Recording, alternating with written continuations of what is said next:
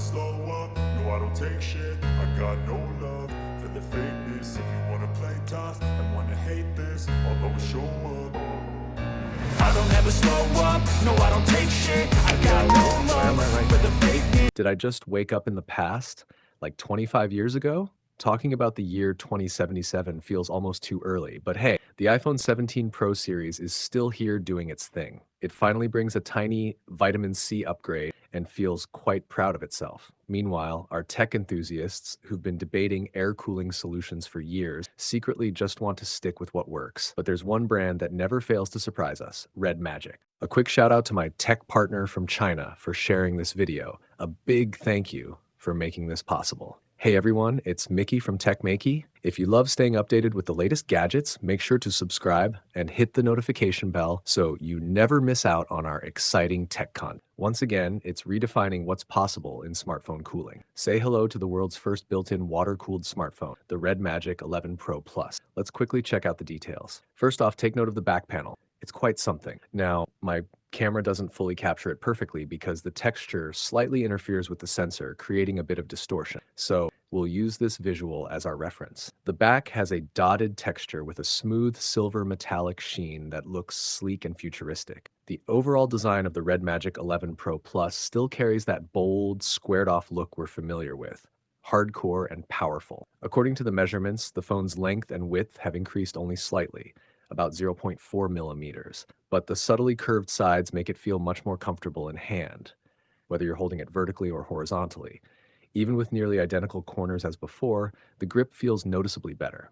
And yes, the phone remains just 8.9 millimeters thick, which is crazy considering it packs a massive 7,500 milliamp hour battery, wireless charging, and now a water cooling system. Despite all that, it hasn't gotten bulkier or lost any of its transparent design flair. The signature Red Magic design still has that edgy, boxy aesthetic.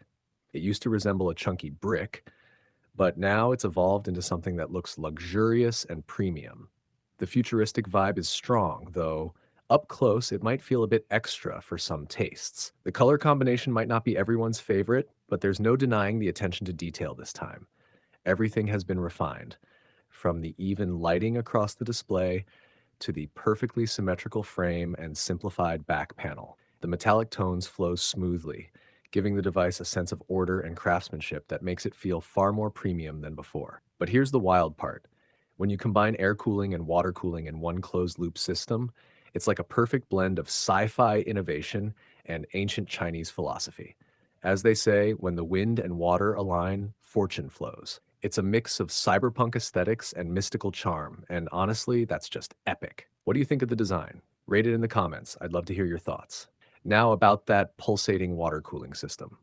Based on official visuals, the internal water channel looks pretty complex. It stretches across most of the battery area and even allows for wireless charging. However, the cooling loop isn't directly connected to the air duct, and that's intentional. Here's why. The water system mainly cools the battery section, while the air cooling handles the SoC, processor. If the two systems were connected, the heat from the processor might actually transfer backward into the battery. Definitely not ideal. Keeping them separate makes perfect sense for efficiency and safety. The special cooling liquid they use is impressive. It conducts heat efficiently while also resisting condensation, vaporization, and electricity. It stays in liquid form between 60 degrees Celsius and 108 degrees Celsius, and the little bubbles you might see are just a natural result of heat expansion. These bubbles actually help balance pressure and prevent blockages during startup, shutdown, or vibrations. As for the flowing visual effect, that's mostly for aesthetics, but it does have two speed settings, fast and slow. The tiny ceramic seals make it practically silent in use, unless you press your ear against the back of the phone. Now, about power consumption. The official number is 80 milliwatts, but real-world testing shows it's closer to 50 milliwatts on the high-speed setting. When combined with the air cooling fan, the entire cooling system only draws around 0.35 watts. That's super efficient. The fan's top speed has also been bumped up from 23,000 RPM to 24,000 RPM, and it now has a soft light diffuser that looks cleaner and more refined. And here's another big one. The Red Magic 11 Pro Plus is IPX8 waterproof. That's right, full water resistance even with this advanced cooling setup.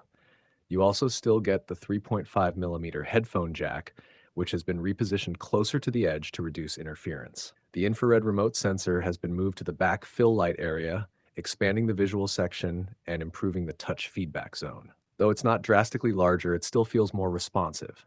And yes, the new decorative light strip along the frame. Definitely something worth exploring more in future models. If you want to know the price details, I've already covered them in my previous Red Magic 11 Pro unboxing and first impression video, so make sure to check that out. Don't forget to subscribe for more in-depth tech updates and reviews. Thanks for watching, and I'll see you in the next video.